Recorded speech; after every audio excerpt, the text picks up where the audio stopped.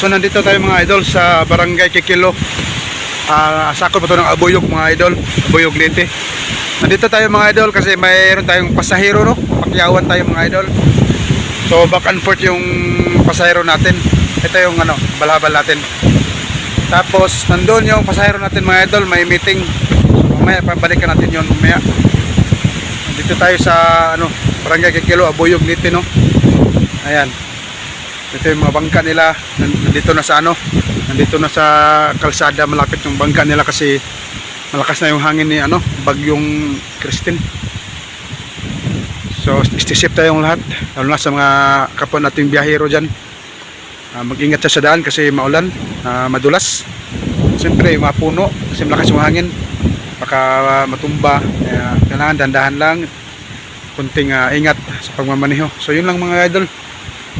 Mamaya ulit, update tayo mamaya.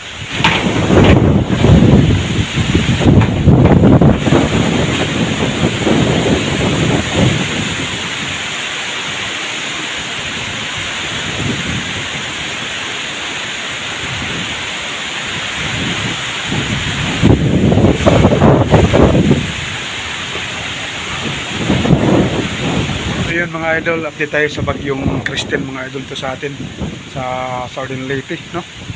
So grabe ang lakas ng hangin mga idol. Para na akong lipa rin sa hangin.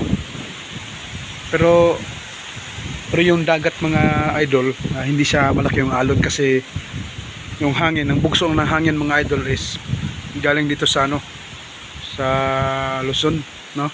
So papunta dito sa habagat siya, habagat na hangin. So nagparamdam na nga si nagparamdam na si bagyong Christine dito sa Southern Leyte at saka sa Samar, Leyte. Ayan.